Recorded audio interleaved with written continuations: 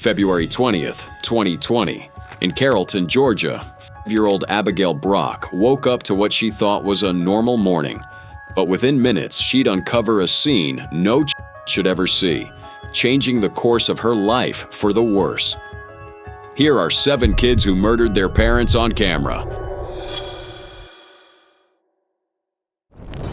You did leave the door open for them, didn't you? Pardon? Yes. Yes. And that's why you went downstairs earlier in the night, right? November 8th, 2010, Markham, Ontario. Jennifer Pan, the dutiful daughter, calls 911 in a frantic voice, claiming masked intruders have just stormed her family's home, tied her up, and shot both of her parents. Her mother, Bitch Ha, is dead.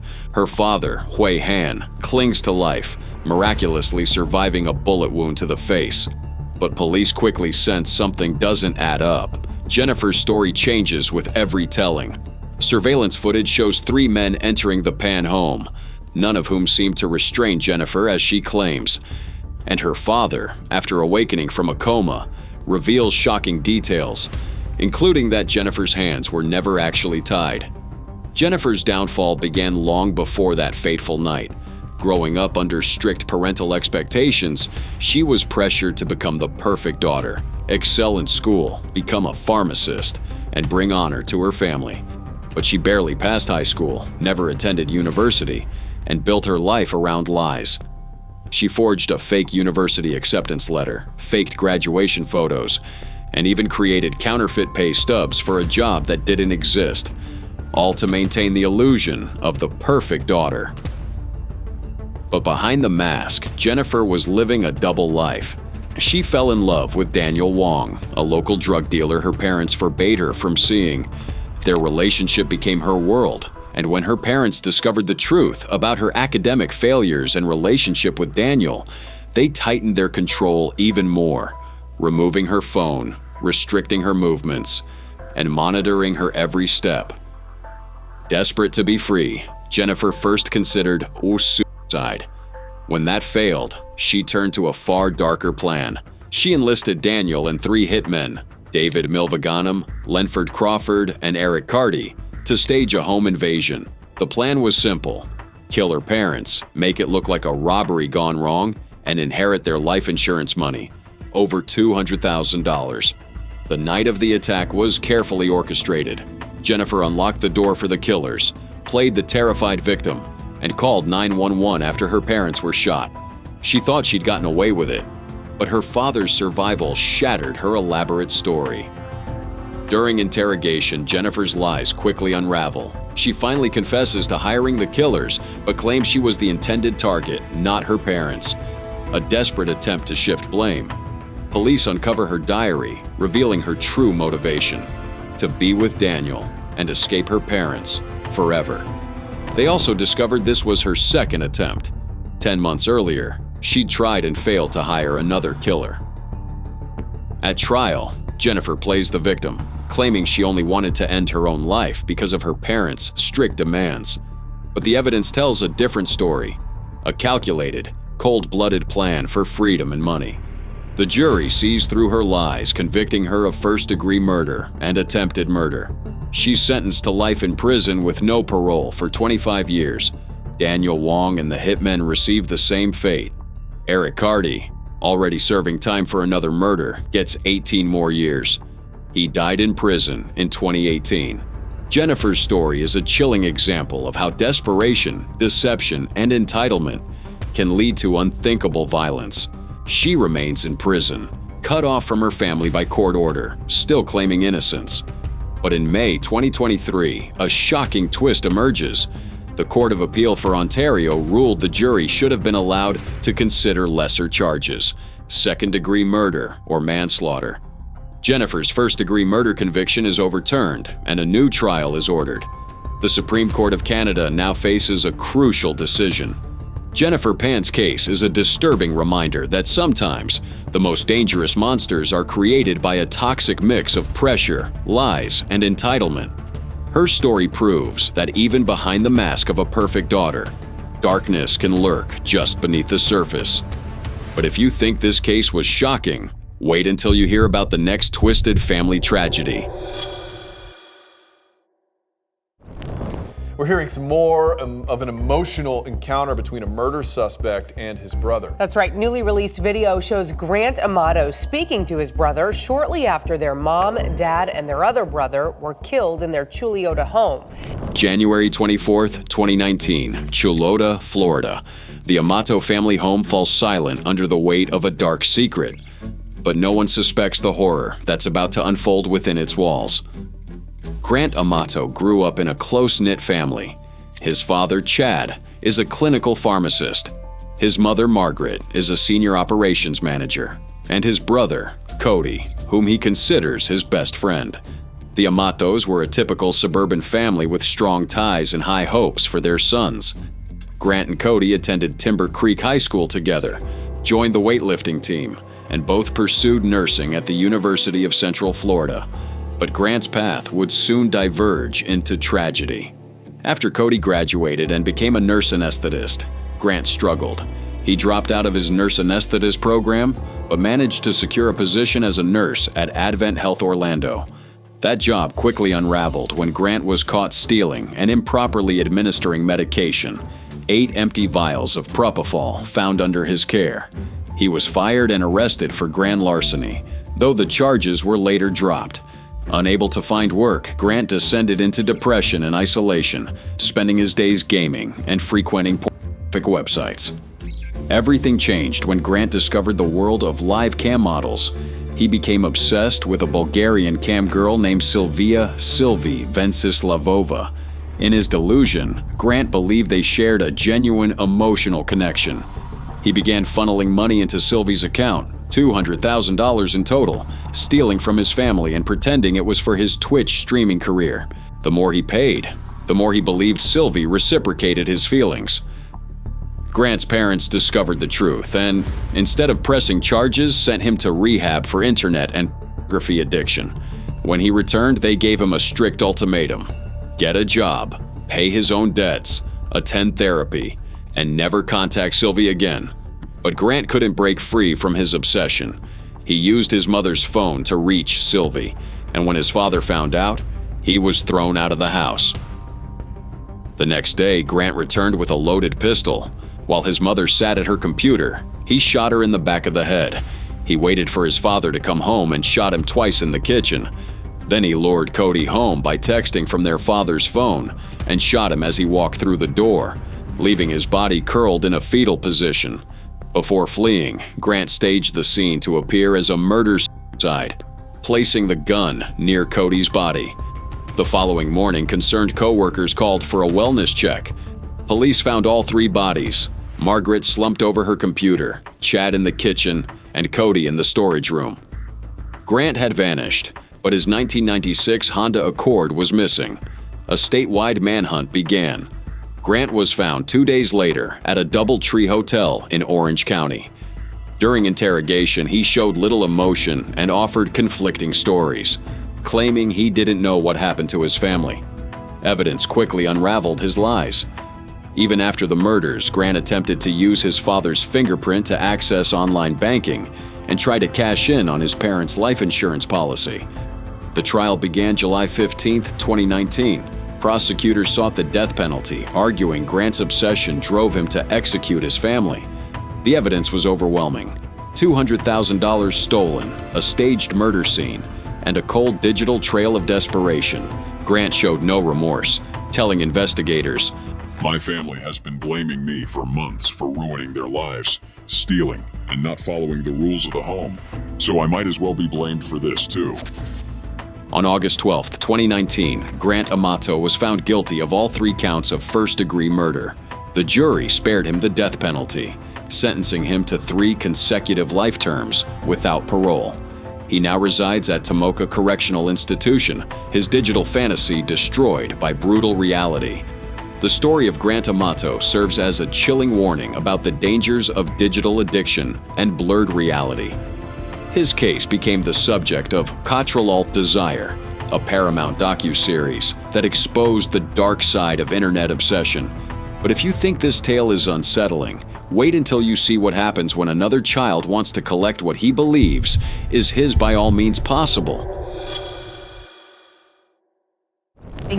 Joel Guy Jr., the man accused of killing and dismembering his parents, listened to 7 hours of testimony from investigators and some of his family members. November 26, 2016, Knoxville, Tennessee. Police approach a home on Golden View Lane for a welfare check. Inside, they find a scene so gruesome, it will haunt veteran detectives forever. The evidence suggests not just murder, but calculated, premeditated evil. Joel Guy Jr. has written his own twisted blueprint for destruction. This is no ordinary family tragedy. It's the story of a man who meticulously planned every detail of his parents' murder, then left behind a handwritten notebook detailing each step. Today we uncover the dark mind of Joel Guy Jr., a son whose greed transformed Thanksgiving into a nightmare. The Guy family appeared normal from the outside.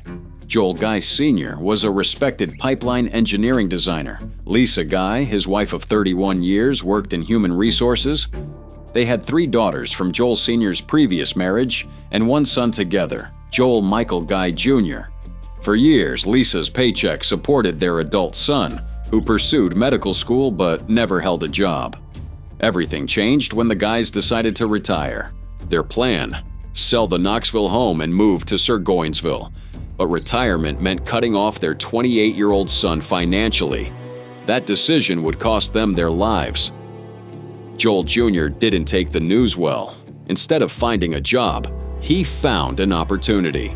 He knew about his parents' life insurance, $500,000 if both died.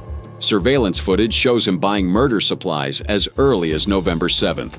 He paid cash, used self-checkout, and left a trail of receipts that would later become key evidence. Thanksgiving 2016 should have been a final family celebration. Instead, it was the calm before the storm. Joel Jr. spent most of the holiday in his childhood bedroom, avoiding everyone. But his parents had no idea what was coming. The murders began upstairs in the home gym. Joel Sr., a fit 61-year-old, was attacked with a knife. The struggle left exercise equipment overturned and blood everywhere. Despite his strength, Joel Sr. was stabbed 42 times before succumbing. Lisa returned from shopping to find groceries abandoned by the door. She rushed upstairs where her son attacked her with equal brutality. 31 stab wounds, 9 broken ribs. The ferocity of the attack was shocking even to seasoned investigators. But Joel Jr.'s plan didn't end with murder. His handwritten notebook revealed a chilling cleanup operation. He dismembered both parents, placing their torsos in 45-gallon containers filled with corrosive chemicals. Lisa's head was boiled on the stove. The house thermostat was set to 90 degrees to accelerate decomposition. Despite the meticulous planning, Joel Jr. made a critical mistake. He overlooked Lisa's job. When she didn't show up for work Monday morning, her boss called the police for a welfare check, and what the officers found was beyond comprehension. He's going through the pharmacy, the sections labeled pharmacy, pain, and nicotine section for their camera purposes, and he's in the first aid section, and yes. The investigation quickly focused on Joel Jr. Surveillance footage showed him at Walmart buying first aid supplies for his own wounds. Later, police found him at his Baton Rouge apartment, still using his mother's money to pay rent. The trial revealed every detail of the gruesome plan. Joel Jr.'s notebook outlined everything from specific cleaning products to using bleach instead of the garbage disposal. His defense team offered no evidence, and he bizarrely requested the death penalty if convicted. The jury found him guilty on all counts: first-degree murder, felony murder, and abuse of a corpse. He received life without parole. Even in prison, his appeals have been denied repeatedly. Joel Guy Jr.'s story is a chilling reminder of how greed and entitlement can twist the human soul. His parents gave him everything: education, support, unconditional love. In return, he gave them a violent, deliberate end. But if you think this case is disturbing, wait until you see what happens when a fake life turns into something really horrific in nature.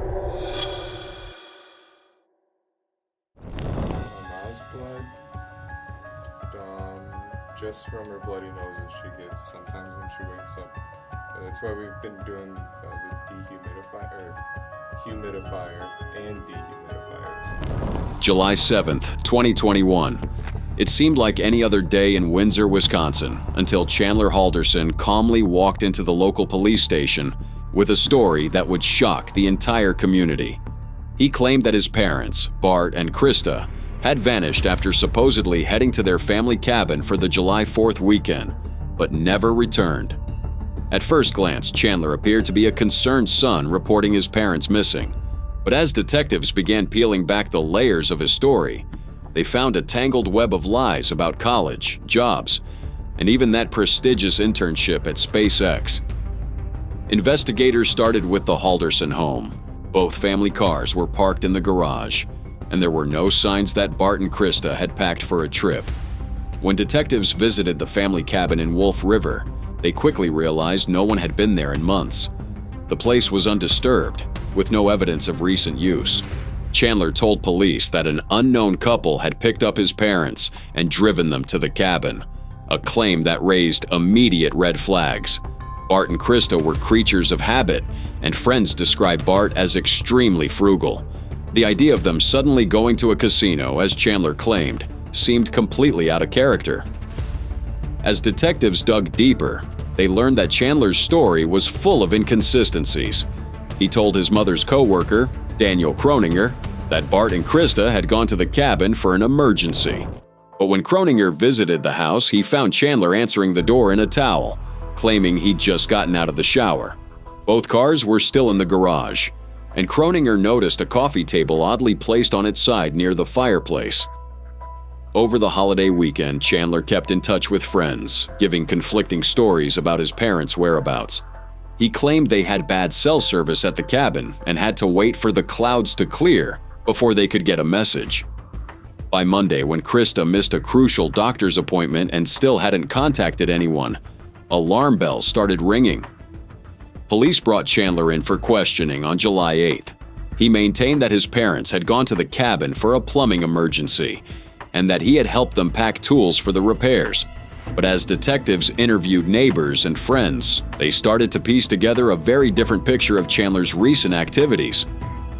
A crucial break came when a farm owner outside town reported seeing Chandler alone on her property the day after July 4th. She found it odd because she had seen him there with his girlfriend, Kat Mellender, just the day before. Police searched the area and made a horrific discovery: a male torso concealed with sticks and twigs.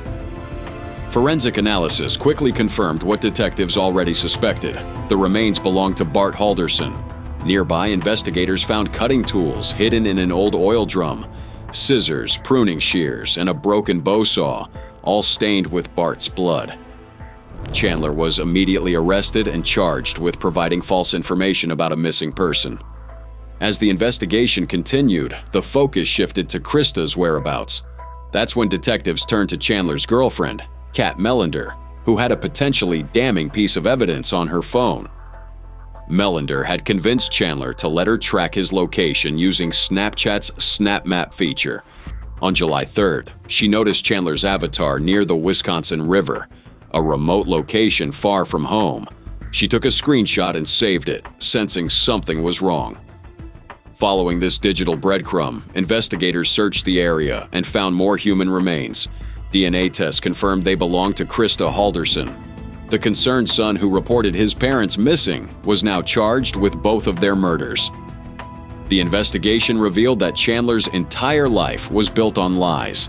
He had flunked out of college but created fake emails to convince his parents he was still enrolled.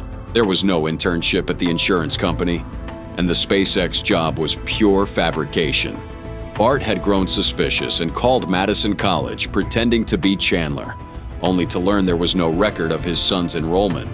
Text messages showed Bart was planning to confront Chandler about his lies on July 1st, the day investigators believe he was murdered.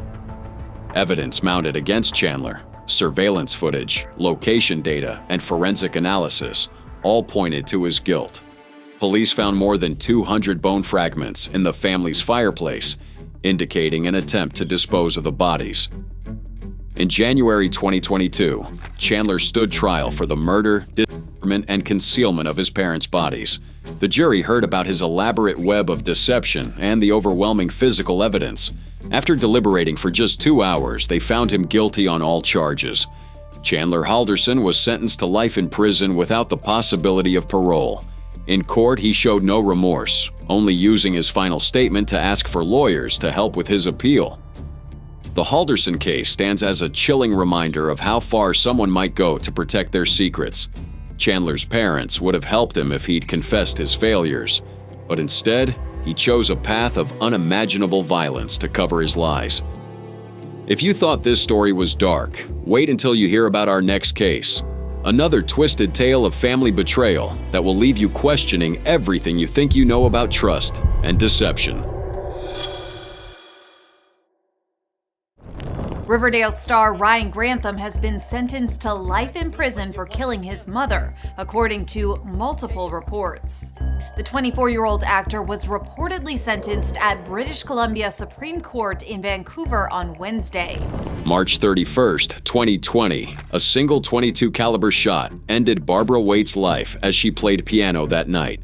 Her 24-year-old son, Canadian actor Ryan Grantham, pulled the trigger, forever destroying the trusting bond between mother and child. Grantham's acting career had begun at age 9, with credits in Riverdale, Supernatural, and Diary of a Wimpy Kid. But behind the scenes, his life was spiraling. Months before the murder, Grantham battled severe clinical depression, self-hatred, and violent urges. He withdrew from Simon Fraser University, using marijuana heavily while hiding his pain behind a functioning facade. That night, as his mother played piano, Grantham sat on the stairs for nearly 15 minutes, wrestling with his decision. He'd loaded and unloaded the rifle several times, a weapon he'd recently purchased, despite knowing his violent urges. Finally, he squeezed the trigger, shooting his mother in the back of the head. The evidence of premeditation was undeniable. What followed was a chilling display of calculated intent. Grantham filmed a 4-minute confession with his mother's body, video later shown in court. He then spent hours drinking beer and smoking marijuana, contemplating his next move. The following morning, he packed his car with 3 guns, ammunition, 12 homemade Molotov cocktails, and camping supplies. Most disturbingly, he charted directions to Rideau Cottage, the residence of Canadian Prime Minister Justin Trudeau. Grantham's plan was clear: kill the Prime Minister after murdering his mother. He drove 200 kilometers east, reaching Hope, BC. There, his murderous resolve wavered. He considered mass violence at Simon Fraser University or Vancouver's Lions Gate Bridge. But ultimately, he turned back, surrendering to Vancouver police with a simple confession: I killed my mother. The investigation revealed disturbing evidence of premeditation. Grantham had rehearsed the killing, meticulously planning each step. His journals and videos documented his mental deterioration and escalating violent fantasies. Despite his outward appearance, Grantham's inner world was collapsing. Prosecutors argued that killing his mother was a heartbreaking breach of trust. Barbara Waite, already battling cancer, had been a devoted parent with no reason to fear her son. The Crown emphasized that using a gun required significant denunciation, especially given Grantham's experience as a former gun club member. During the trial, psychiatric reports confirmed Grantham's severe depression and cannabis use disorder. Both prosecution and defense experts agreed he killed his mother to spare her from seeing the violence he intended to commit. But the court rejected this as altruism, calling it profoundly selfish. Grantham's defense highlighted his mental health struggles, but the evidence of premeditation was overwhelming. The court heard how he'd meticulously prepared his weapons, tested a Molotov cocktail, and mapped his route to Ottawa. His actions were calculated, not impulsive. On September 23, 2022, the British Columbia Supreme Court sentenced Grantham to life in prison with no parole eligibility for 14 years, the mandatory penalty for second-degree murder in Canada. Presiding Justice Kathleen Kerr called it a saving grace that Grantham didn't follow through with his killing spree. In a final statement, Grantham expressed remorse. I cannot explain or justify my actions. I have no excuse. It hurts me to think about how badly I've wasted my life. In the face of something so horrible, saying sorry seems so pointless. But from every fiber of my being, I am sorry. His sister, Lisa Grantham, discovered their mother's body on April 1st, 2020, the day after the murder. She testified that her brother is a dangerous person and that she fears his release from prison. The trauma ruined her life and career, robbing her of her best friend and leaving her forever scarred. Barbara Waite's memory now serves as a stark warning about the hidden dangers of untreated mental illness and the devastating consequences of unchecked violence. The promising young actor, once destined for stardom, now spends his days behind bars, haunted by the unimaginable betrayal of his mother's love and trust. But this tragic tale of a mother's ultimate sacrifice is far from the darkest case we'll examine tonight. The next story reveals an even more chilling betrayal that shocked an entire community. And did Noel tell you, or did you understand what your brother was arrested for? I think he told me, yeah. You knew it was for killing your parents? Yes. It's August 20th, 1989. The quiet luxury of Beverly Hills is shattered. Music executive Jose Menendez and his wife Kitty, both shot dead in their living room, bodies nearly unrecognizable. Their sons, Lyle and Eric, call 911 and report a break-in. The Menendez murders begin as a shocking double homicide, but quickly spiral into one of the most infamous true crime sagas of the late 20th century. The Menendez family was the textbook American dream. Jose, a Cuban immigrant, worked his way from dishwasher to RCA Records executive, helping launch acts like Duran Duran and Menudo. Kitty was a former beauty queen. Their two sons, Lyle and Eric, seemed poised for success, star tennis players and model students. But behind the manicured lawns and million-dollar smiles, a different story was brewing. In the months following their parents' deaths, Lyle and Eric's behavior raises eyebrows. Instead of mourning, they go on a spending spree. $700,000 in just 6 months. Lyle buys a Rolex, a Porsche, and a Princeton restaurant. Eric invests in failed rock concerts and hires a $50,000 tennis coach, all financed by their father's $14 million fortune. Police begin to suspect the break-in story doesn't add up. The truth cracks open when Dr. Jerome Oziel, Eric's court-ordered therapist, records both brothers' confessions. Lyle admits they killed their parents. Eric claims they did it to put their mother out of her misery.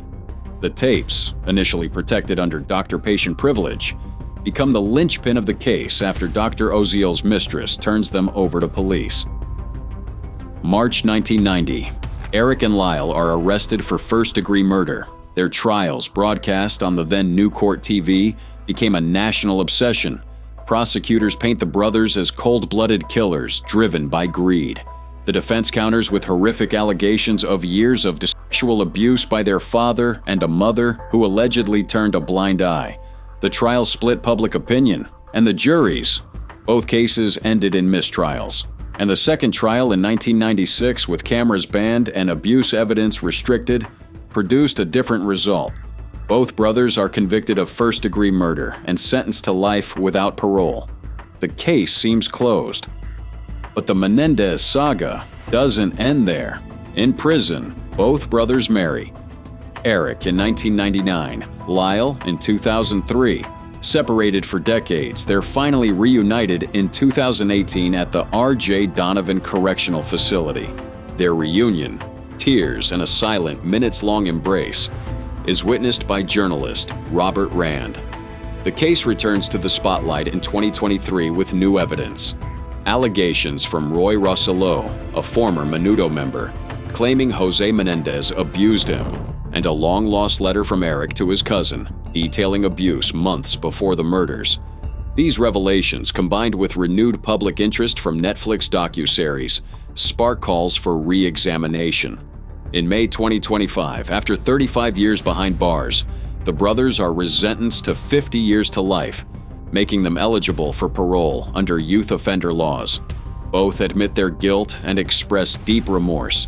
Yet, at their first parole hearings, both are denied release, primarily due to prison rule violations, not the original crime. Lyle and Eric Menendez remain incarcerated, their next parole hearing set for 3 years later. Their case, now seen through the lens of modern understanding about abuse and trauma, continues to spark debate about justice, family, and the cost of the American dream gone wrong. If you thought the Menendez brothers' case was complicated, wait until you hear about the next twisted family tragedy. Judge has denied bond for a Carroll County teen accused of killing her mother and stepfather. Last month, deputies arrested and charged 17-year-old Sarah Grace Patrick with murder months after her family members were found dead. February 20th, Carrollton, Georgia. The Brock family's quiet home became a crime scene overnight. 2 lives ended, another changed forever. But as detectives arrived, a complicated story began to unravel. Sarah Grace Patrick, the 17-year-old daughter, was right there as emergency crews responded. The evidence, though, would soon point in another direction entirely. Sarah called 911 that morning, reporting the horrifying discovery of her mother and stepfather's bodies. 5-year-old Abigail, her sister, had found them first. Their community, known for its peace and tight-knit church life, was instantly shaken. Police found no sign of forced entry, just a door left slightly ajar. The murder weapon was missing, but investigators quickly realized this wasn't a typical home invasion, and the Brock family was deeply involved in their church. Their pastor, Ben Bonner, described how Kristen and James had jumped right into service when they joined the congregation. Church members recalled Kristen's small acts of kindness, like tying a friend's shoe at a parade. James was known for his dry humor and dedication. Their murder left the church packed for their funeral, and the community desperate for answers.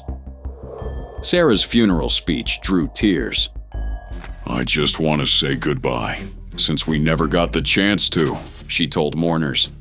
She thanked James for being the best bonus dad ever, and insisted that everything we went through does not define what kind of mother you were.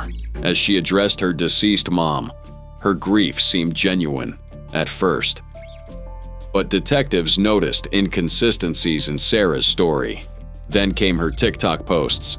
She mourned her parents publicly for months, posting emotional videos that begged for prayers and support. Please send prayers for healing. One caption read. At the end, I should delete later. She never did. Sarah didn't just post for sympathy. She began contacting true crime influencers, pushing them to cover her parents' murders. One creator running a page called Allegedly Reportedly shared screenshots of direct messages. Look up Brock case, Sarah wrote. She claimed someone had broken in and left her parents for her and her little sister to find. Sarah offered intel, but warned she couldn't share anything to break the case, allegedly at police instruction. Another TikTok creator, Kelly Brown, shared Sarah's story in her own video. Sarah told her she didn't hear anything unusual the night of the murders, except for James's LVD heart machine alarm. She claimed she heard it 10 to 20 minutes before going to bed, but that it was faint due to background noise. The details just didn't add up. Meanwhile, Sarah moved around frequently after the murders. Caitlin O'Keefe, a friend of Sarah's biological father, met her just 3 days after the killings. She took Sarah shopping for basic necessities, as the house was locked down as a crime scene. Sarah moved in with Caitlin briefly. She used to lay in her bed and sob. I would watch her grieve, Caitlin told the court later. But investigators were building a mountain of evidence. They worked with the FBI, the Georgia Bureau of Investigation Crime Lab, and private forensic labs. They sifted through physical and digital evidence, conducted countless interviews, and followed every lead. The investigation never went silent, even as media attention faded. On July 8th, Sarah turned herself in after learning about an outstanding warrant. She faced 2 counts of murder, 2 counts of aggravated assault, 2 counts of malice murder, and 2 weapons charges. Authorities kept investigating, hinting at possible future arrests or charges. Sarah's father, Daniel Patrick, maintained her innocence with 100% of my heart. He insisted there were no red flags and that she voluntarily went to the sheriff's office. But James Brock's niece, Kristen Duda, told Law and Crime they'd had suspicions before the arrest. I'm confident we'll get justice in this case now, she said. She recalled James's words. She is not the Sarah that you guys know. You don't see the real Sarah. The bond hearing drew a crowd. Sarah's supporters wore "I Stand with Sarah" t-shirts. Her pastor described her as a dedicated church member who called him from jail to pray. Friends insisted that hurting someone simply isn't in Sarah's nature or character. But James's son, Tristan Brock, called his father "my Superman" and said Sarah would absolutely attempt to flee rather than stand trial if given the opportunity. The most emotional moment came when Kim Bowling, James's sister, spoke. "If the defendant can kill her own parents in such a violent manner, I fear for my own safety and the safety of my family and friends," she said through tears. The judge agreed with prosecutors' concerns about witness intimidation and flight risk. Sarah would remain behind bars until trial. The case quickly became a social media sensation. True crime creators debated Sarah's guilt or innocence. Some supported her, pointing to her church involvement and seemingly genuine grief. The investigation is ongoing, with hints of possible conspiracy or additional charges. The trial is set for January, but delays are likely. The court expects intense media attention and community interest. Prosecutors are seeking the maximum penalty, given the calculated nature of the crime. Sarah's younger sister, Abigail, remains a key witness and source of concern for the court. The judge specifically mentioned protecting her from potential intimidation. The court also restricted Sarah's contact with certain family members and witnesses. As the trial approaches, two very different pictures of Sarah Grace Patrick have emerged. Supporters see a grieving daughter caught in a nightmare. Detractors see a calculated killer who manipulated social media and public sympathy while covering her tracks. But the evidence will tell the final story. The prosecution's case rests on physical proof, digital footprints, and Sarah's own social media activity. The defense will likely focus on her mental state, age, and lack of criminal history. Both sides are preparing for a high-profile battle in court. February 20th changed everything for the Brock family and for Carrollton, Georgia. But the full truth about what happened that night still waits for its day in court. And as the trial date approaches, the community braces for answers to questions they've been asking since that February morning.